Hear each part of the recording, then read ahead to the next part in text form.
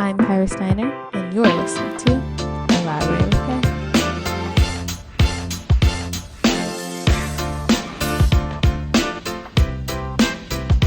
Elaboratewithk.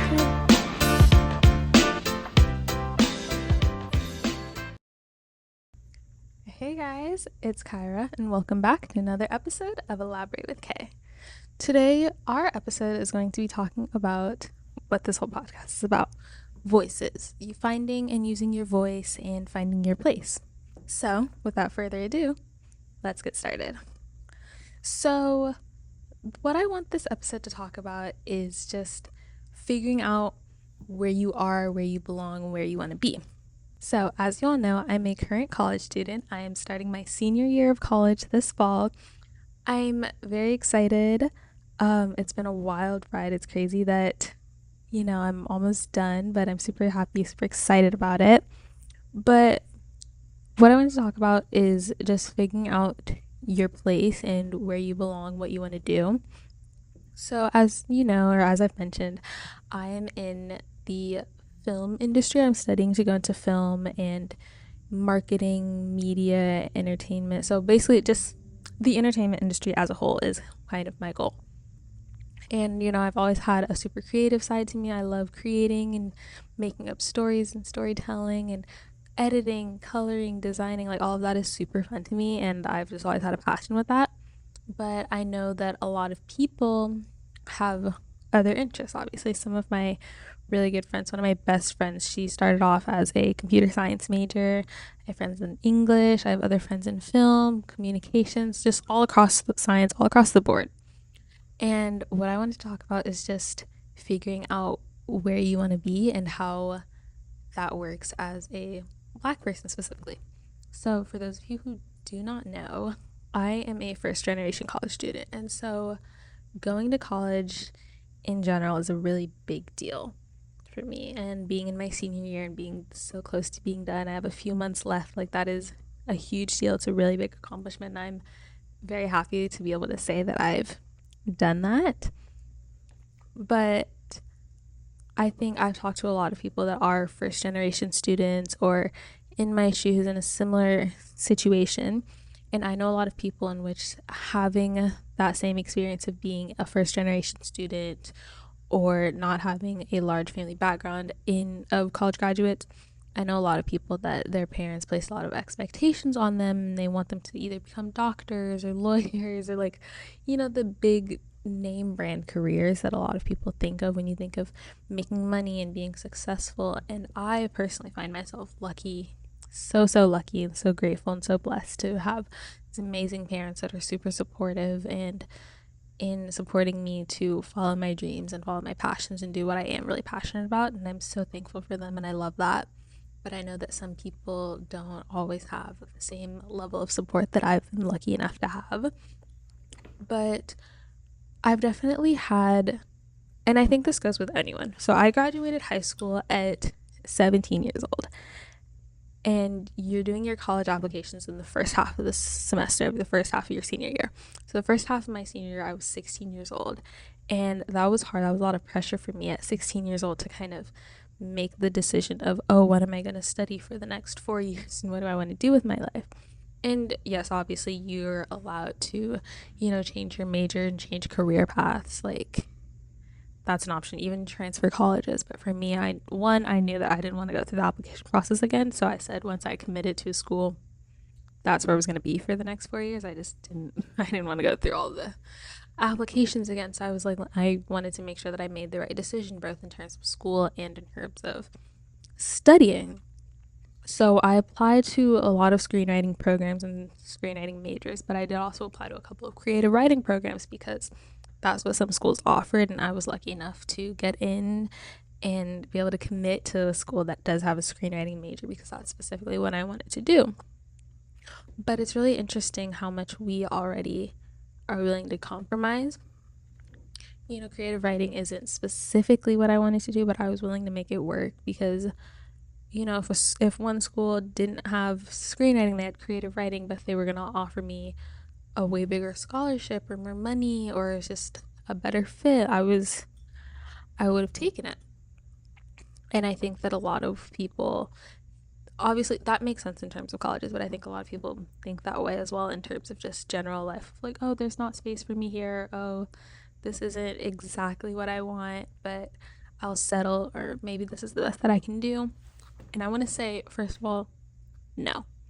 Like, yes, I understand, yes, there are a lot of sacrifices that we have to make as people, as Black people, to make ends meet. And as you're growing up and you're trying to provide for yourself, or if you're providing for a family, I understand that there are a lot of compromises, sacrifices that you have to make. And in terms of survival, yes, by all means, make those sacrifices. But there has to be, I feel like you have to have a boundary and a barrier, because I think the most important thing in life is following your passions and doing something that you are passionate about, something that you care about, and something that you enjoy. If you spend your life doing something that you don't love, or that you're not passionate about, you're going to feel unfulfilled for your entire life.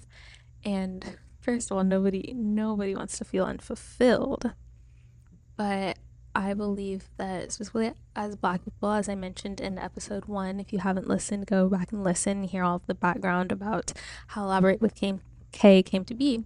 As I mentioned, a lot of people are very humble and quiet about just what they're going through, what they're passionate about, what they're working on. And I understand that to a degree, but also you have to be very proud of what you're doing, who you are, um, even your background. I know like a lot of people don't like talking about their backgrounds and their past and things that they've gone through. And I understand, because there are definitely things that I don't like to talk about, and there's things that everyone doesn't like to talk about. But to a certain degree, those things are also who makes you you. And not to be ashamed of your past and where you're coming from, but to use that to kind of motivate you and push you towards the future and the goals that you have for yourself. And so the way that the way that I think that pertains to finding your space and using your voice is make a space for yourself. You know, we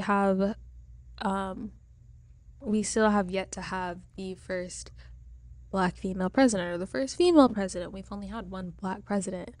Or there's still so many firsts out in the world that we have yet to do, or have yet to have been accomplished. And that doesn't mean, oh, that is, I think, look at those first as your opportunity. That's what I think. You know, I think being the first doesn't mean that there is no space for you. That means that there is all the space for you. And you have to go and claim it and take that space and take ownership of everything that you want, push yourself to achieve your passions and achieve your goals and do what you want to do. And if you don't see space for yourself, make the space. You know, like I said, I've had many instances and many experiences of like walking into a classroom or a room and being the only Black person and not seeing myself. And that doesn't mean, if I walk into a room and there's no other Black people, that doesn't mean that I don't belong there, or I don't have as much right to be there as everyone else. That means that there is an opportunity for me to make myself there and to make my voice heard and to share that experience. And speaking of voice, we're going to switch over topics a little bit. Speaking of making your voice heard, I think it is highly important to make your voice, your opinions, your words heard. What you say matters, what you think matters, your experience matters, and everything that you've gone through, your opinions are just as valid as anyone else's. However, it is also not your job, never your job, to speak for all Black people. I've had so many instances and talked to so many friends from going to different schools, and I've had a lot of people talk about when we were in English class in like middle school or high school, or in English class, and you're reading a book that has the N word, and it's like one of the historic books, like of Mice and Men, for example, or To Kill a Mockingbird, one of those books. And at the beginning of the year, or at the beginning of that lesson, that part of the year, the teacher usually makes an announcement, and they're like, we're not going to use this word, and blah, blah, blah. And then they open it up for a discussion, because I don't know why. But the teacher makes this announcement of, we're not going to use that word while we're reading this book. Yes, there's a lot of language in this book, but we're not going to say anything that is inappropriate or can be harmful, derogatory, the whole spiel. And then they open it up to having a conversation, and typically they might not start with them, but they will always make sure to ask like the one or the two Black people in the room and say, well, what do you think, or what would you like to share? Do you have any thoughts, opinions, concerns about the situation? And it was so funny because we had a whole assembly about it, and I remember people saying how they felt when the teacher was asking them like, oh, well, what do you think, or what do you think we should do as a class? And they're like, don't say it. That's a topic for another day. But I think as important as it is, and as much as I'm preaching how important it is to share your voice and don't be afraid to speak up and speak out and share the things that you're working on or things that you're passionate about or your opinions, and your, like I said, your opinions and your thoughts, voice is just as important and just as valid as anyone else's. And don't let anyone shy away or scare you away from sharing what you're thinking and feeling, because that's all valid and that deserves to be respected. But within doing that, it is not your job to speak for the entirety of the Black community or the Black population as a whole. Yes, it's important to, be supportive of each other and be on each other's side, and having that community is really important. But even me at my college right now, I'm the Black Student Union president, and I love being president because I get the opportunity to make a community and create a safe space for all of the, not just the incoming freshmen, but all of the Black students on campus and people that have had that experience of feeling like they don't have a space, even if they've been in that space since they were a freshman or if they're just now finding it. I just like having the ability to cultivate and create and like have the space be present, whether or not everyone decides to go. I love the fact that it's there and it's an option for them to have.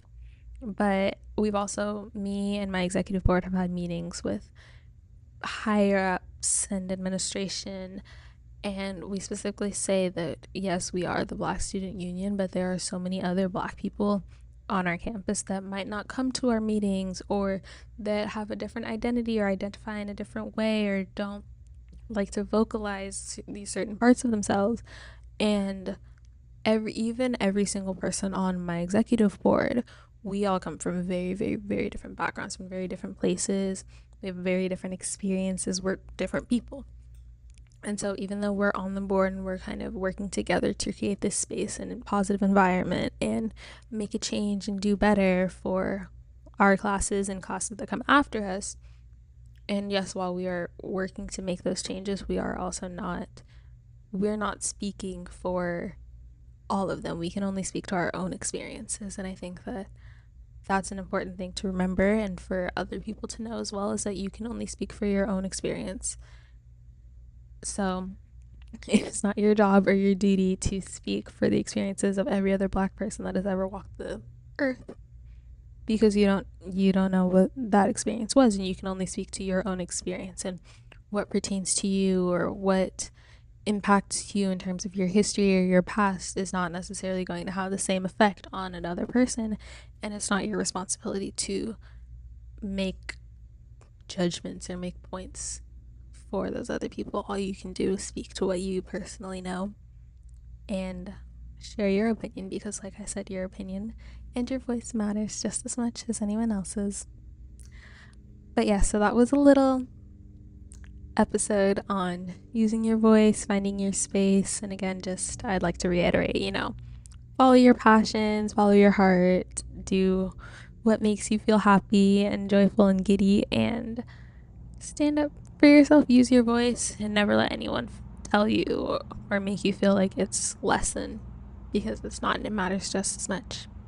Okay, thank you so much for listening and watching to another episode of Elaborate with K.